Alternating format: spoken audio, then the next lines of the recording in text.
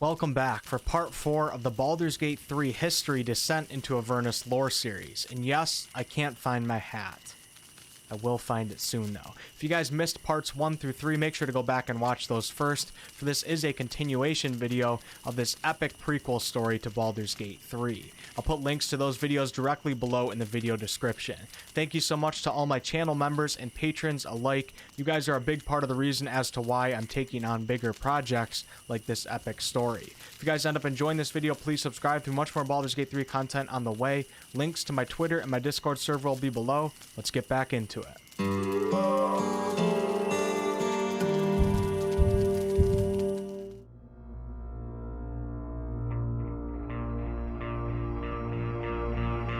Your quest to find the Sword of Zariel and save Elturel continues as you and your party trek across the blasted wastelands of Avernus and head towards Fort Knucklebone. Acquiring the Holy Sword might be a way to redeem or destroy Zariel, who is now the Archdevil of Avernus but was once a powerful angel. Earlier, Lulu recalled from her memories 2 Kenku by the names of Chuka and Clonk that reside in Fort Knucklebone, and they may be able to provide some information as to the location of the Holy Sword. Scattered across the wasteland are pieces of cities stolen from other planes, evidence of destroyed celestial armies, tombs of ancient travelers, and shattered war machines. The hideous clouds above obscure the vault of the sky, and the atmosphere reeks of brimstone and burning tar. Long ago, Avernus was a plain of lush gardens and countryside beauty, created by Asmodeus, the Lord of the Nine Hells, to tempt mortals to come. The intrusion of the river Styx brought with it endless waves of demons, destroying the luring paradise and creating the hell that you see today.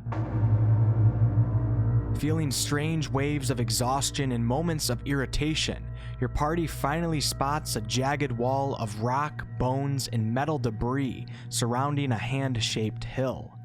At the gatehouse, there stands a couple red-capped guards that give you a hard time but end up allowing you into the fort. Inside the fort, there's trash and mechanical parts littered everywhere, and you see half-built mechanical structures that resemble vehicles. Almost right away upon entering the fort, you spot a pair of Kenku. This must be Chuka and Clonk, for they seem to recognize Lulu and your party. One of the Kenku waves and yells, "What a deal! Patience is a virtue! I can't keep the boss waiting!" The Kenku then runs off into one of the trash structures, and moments after reappears leading a tall creature wearing a long tattered shift covered in mud, blood, and mold. This is Mad Maggie, a night hag and a warlord who runs Fort Knucklebone. Mad Maggie is driven by her lust for misery and her delight in the corruption of the valiant, such as Zariel, and she seeks artifacts tied to Zariel's fall from grace. Your party explains your predicament to her, and she offers to help unlock more of Lulu's memories through a ritual spell, for these memories may help her find more artifacts. You then watch as Mad Maggie creates a fiendish circle on the ground and arranges several black pillows in the middle. Ordering Lulu to sit in the middle, the rest of you sit around the circle and you start to feel a telepathic bond forming. Eyes closed, a tingling sensation sweeps over your body and you begin to see Lulu's first dream unfold. Although just a dream, your party finds that they can experience psychic damage in this dreamscape, and you find yourself defending Lulu and an angel from a group of 6 spine devils. The battle erupts, and then the dream shifts through 2 more landscapes until you find yourself wandering a vast barren land where black sludges rise from the ground attempting to consume you. Your party members, to their horror, find themselves stuck, but you are able to escape the grip of the black sludge, and you enter into another dream. In this dream, there is a large, gleaming brass spyglass resting atop an ornately carved tripod. You see Lulu at first with her eyes closed, and then you watch as she awakens in the dream and presses one eye up against the spyglass. Her mouth drops open and her eyes widen as she cries out, "The sword! The sword! I know where it is!" The dream then ends and everyone awakens. Lulu has recovered the memory of what she believes to be the location of the Bleeding Citadel, where Zariel's sword currently resides. Mad Maggie, pleased with the knowledge she has now gained, decides to provide your party with an infernal war machine to traverse Avernus and find the Citadel. If the dream did not go as planned, this trip to Fort Knucklebone could have turned out disastrous. You and your party board the giant infernal war machine and head out back into the wasteland. Only about a half-mile out, you notice a plume of red dust billowing in the distance. A large infernal war machine is headed right in your direction. This gore-splattered vehicle appears to have gnashing metal teeth at the front and a wrecking ball swinging behind it. Unable to outrun this giant machine, your party braces for impact as the metal teeth of the war machine clips into the back of your party's vehicle, spinning you around to a complete stop. The enemy's war machine quickly turns around and pulls up beside you. You watch as 3 weirboars and a couple weir rats jump to your vehicle like pirates would out at sea. Underestimating the power of your party, they all meet a grave end. Your current infernal war machine does not seem to be reliable anymore, so you and your party transfer over to the giant war machine. The leader of this war machine, Raga Draga, had on him 3 soul coins, which are used as fuel for these vehicles, and you and your party continue on with your quest. As you cross the vast wasteland, you run into other warlords scavenging for soul coins, but your mission is clear and your war machine prevails. Lulu's dreams have led you to a place known as Haruman's Hill, and you head to the summit to get a good look. Haruman was a human paladin of Helm and one of Zariel's most devoted Hell Riders. Haruman now pins the souls of deserters of Zariel's cause onto barbed metal trees. Along the way to the summit, you see various bodies impaled to these metal trees, writhing in torment as bloated Sturgis feast on their blood. On the largest tree of them all, you notice an impaled vampire who goes by the name Jander Sunstar. The Sturgis that are feeding on the other bodies seem to be bringing blood back to this vampire. Lulu remembers Jander, for he helped Zariel in her initial assault on Avernus, but she also remembers that he betrayed Zariel and is responsible for the portals being sealed that trapped Zariel and the Hell Riders in Avernus. He pleads for help, but your party does not give in. Seeing Jander has sparked some more memories for Lulu, and she realizes she had made a mistake in leading the party to the hill. After some deep thought, Lulu realizes her memories are hazier than she expected, but she does faintly remember 2 sites in Avernus that may be of importance in finding the Bleeding Citadel. The first being that of a place where demons manifest, the spawning trees, and the second being a place where demons are destroyed, the demon zapper. Lulu seems to remember the demon zapper a bit more than the spawning trees, so you and your party decide to head there, for Lulu has pointed it out on the map where she believes it to be. Your journey across the wasteland continues once again. Eventually you come across the demon zapper, which is a large metal monument that shoots out beams of radiance that destroys most fiends that attempt to come within 100 feet. And then a Dao appears. A Dao is another version of a genie, and this Dao goes by the name of Ralzala. Ralzala approaches your party in a non-hostile way and reveals that she is actually bound to protect the demon zapper, and she cannot leave the premises. She had made a pact with Zariel in the past that has bound her to this place, but she no longer wishes to carry out this arrangement. You and your party go on to ask her for information about Zariel and the Bleeding Citadel. Ralzala does not seem to have any information to offer, but she states that she could in fact write a letter of introduction for your party to meet the Archdevil Bel, whom was the previous Archdevil of Avernus until Zariel took over.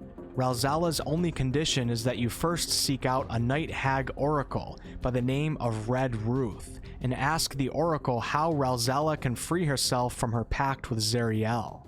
Committing to this plan, you head out to find Red Ruth and make your way through a maze of warped trees and bone-like vines. After finding the oracle and completing a few tasks for her, she finally tells you how Ralzala can break the pact. Ralzala must drink the blood of a Titan, which were the largest of the giant race, and that she just happens to know a Titan by the name of Aldrak, whom is in Avernus.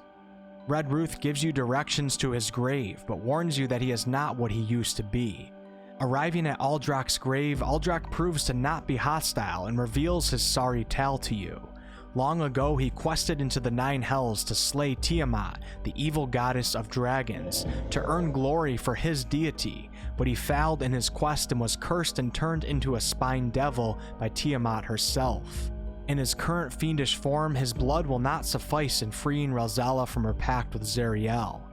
Aldrak tells you that if he is to regain his true Titan form, he must spill some of Tiamat's blood on the ground of Avernus, but that fighting Tiamat in his current form is madness.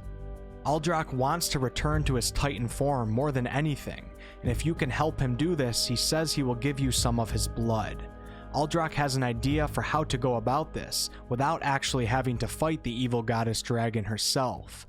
A dragonborn oathbreaker paladin by the name of Archon the Cruel has a reliquary around his neck that carries some of Tiamat's blood. Acquiring this reliquary would serve as one way for Aldrak to spill Tiamat's blood on the ground and return to Titan form. Aldrak then shows you a gem glowing on the pommel of his old sword and tells you that this may be of value to Archon, for it's an orb of dragonkind. Maybe Archon would be willing to make a trade. Your next mission is clear: head to Archon's tower. You and your party members are quickly realizing that making deals in Avernus seems to be a never-ending life-risking process, but you have come this far and there's no turning back. Readying the war machine, you head back out to find Archon's tower. Eventually, along the horizon, you notice a dark tower looming with a black spire rising hundreds of feet. The tower's apex splits into 5 narrower spires that jab at the sky like clawed fingers. Along the ramparts, you see undead guards in various forms of decay. Archon the Cruel has claimed this tower as his base, and he conducts research in hopes of asserting his will over an artifact known as the Hand of Vecna.